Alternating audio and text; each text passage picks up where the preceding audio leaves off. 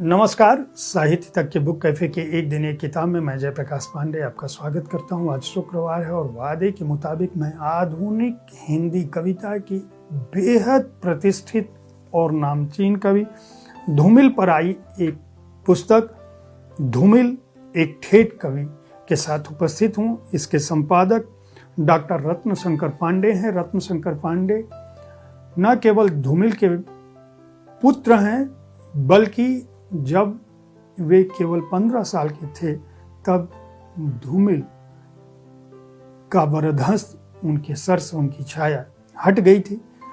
इनका जीवन भी संघर्षों के साथ भरा रहा, अव्यवस्थित जीवन रहा। इन सब के बीच उन्होंने अपने पिता की कृतियों और पांडुलिपियों को न केवल संरक्षित किया बल्कि उनका संपादन और प्रकाशन कराने का भी काम किया। लंबे समय तक LIC में जुड़े रहे, राजभाषा अधिकारी रहे, विभिन्न विभागों में कार्य करते हुए 2020 में सेवानिवृत्त हुए। हिंदी से MA, BEd और PhD किया हुआ है। इनके द्वारा संपादित पुस्तकें सुदामा पांडे का प्रजातंत्र, दूसरे प्रजातंत्र की तलाश में धूमिल समग्र 3 खंडों में आ चुका है। यह पुस्तक अपने आप में अनूठी है। अनूठी इसलिए है कि इसमें धूमिल की तीसरी पीढ़ी का प्राकथन है। धूमिल एक ठेठ कवि यह श्रीकांत पांडे ने लिखा है और उन्होंने बताया है कि उनके पितामह केवल उनके पितामह नहीं बल्कि एक कवि के रूप में भी उन्हें कितने प्रिय रहे। हिंदी कविता के एंग्री यंग मैन के रूप में धूमिल की अपनी व्याप्ति रही है। 9 नवंबर 1936 को बनारस के छोटे से गांव खेवली पांडेपुर में पैदा हुए थे धूमिल किस तरह के स्वाभिमानी व्यक्ति थे यह उनके पूरे जीवन काल में, उनकी नौकरी, उनकी कविताओं में झलकता है। इस पुस्तक की खास बात यह है कि इसमें धूमिल द्वारा लिखे हुए गद्य, उनके द्वारा लिखे हुए गीत और कुछ बेहद महत्वपूर्ण संस्मरण भी शामिल हैं, जिनमें नरेंद्र नीरव का संस्मरण, बनारस के धूमिल, काशीनाथ सिंह का संस्मरण। धूमिल ने कविता को गांवों से जोड़ा और धूमिल का गांव खेवली चलबा, देवी शंकर सिंह का भी संस्मरण इसके अंदर शामिल है। नरेंद्र नीरव ने अपने संस्मरण में बनारस की धरती पर जो लोग थे उस दौरान एक गोष्ठी की भी चर्चा की है, जिसमें 15 दिसंबर के रात 8 बजे की गोष्ठी का जिक्र है, जिसमें रघुवीर सहाय, त्रिलोचन शास्त्री, धूमिल, वशिष्ठ, वाचस्पति, कंचन कुमार और S अतिबल जी का जिक्र है। सुरेंद्र प्रताप, अवधेश प्रधान, योगेंद्र नारायण, वीरेंद्र शुक्ल, सुधेंदु पटेल, नरेंद्र नीरव खुद उपस्थित थे, उद्धव प्रसाद द्विवेदी, इन लोगों का जिक्र है। धूमिल की कविताओं के बारे में क्या बात करना। कुछ कविताएं मैं पढ़ता हूँ, लगभग सभी कविताएं धूमिल की हिंदी जानने वाले लोगों ने पढ़ रखी है। खासकर जो लोग हिंदी कविता में आक्रोश की बात करते हैं, रोष की बात करते हैं, सच्चाई की बात करते हैं, न्याय की बात करते हैं। रोटी और संसद, एक आदमी रोटी बेलता है, एक आदमी रोटी खाता है, एक तीसरा आदमी भी है जो न रोटी बेलता है न रोटी खाता है, वह सिर्फ रोटी से खेलता है। मैं पूछता हूँ यह तीसरा आदमी कौन है, मेरे देश की संसद मौन है। भीख मांगने पर एक कविता। भीख मांगना सहज नहीं, भीख मांगना सहज नहीं है जो सैकड़ों शहीदों के बराबर है, जिसमें डूब गए असंख्य देश, वे ही भीख मांगते हैं।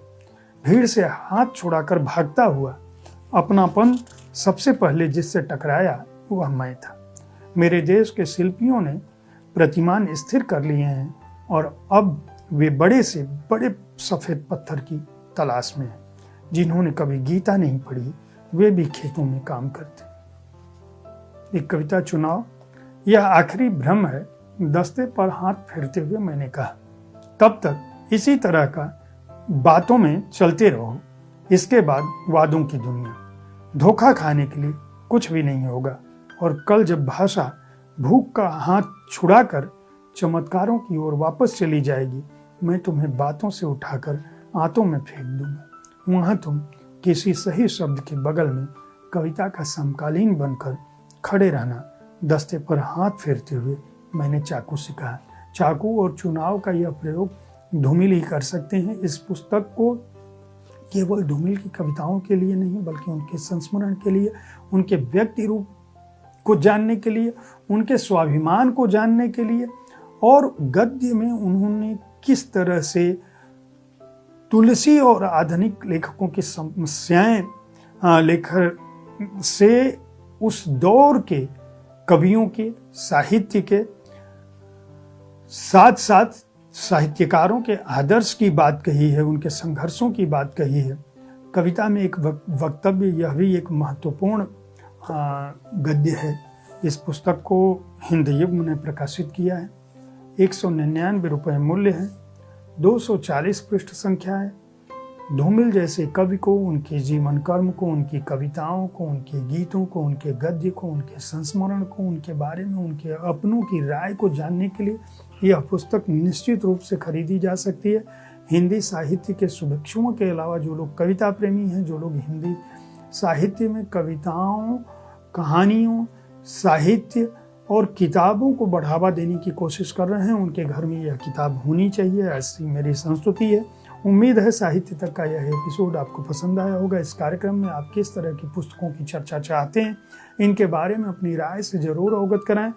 शुक्रवार के दिन मैं खासकर काव्य संग्रह की बात करता हूँ, कविताओं की बात करता हूँ, और यह बताता हूँ कि स्थापित कवियों से लेकर पुरातन, प्राचीन, वरिष्ठ कवियों से लेकर, पूर्वज कवियों से लेकर वर्तमान में किस तरह की कविताएं लिखी जा रही हैं, कैसे काव्य संग्रह आ रहे हैं और कौन कौन से लोग किस तरह की कविताएं लिख रहे हैं, ताकि आप कविताओं में रुचि पैदा कर सकें, अच्छे काव्य संग्रहों के बारे में जान सकें और कविताओं की पुस्तकें खरीदकर इस विधा को मजबूती दे सकें।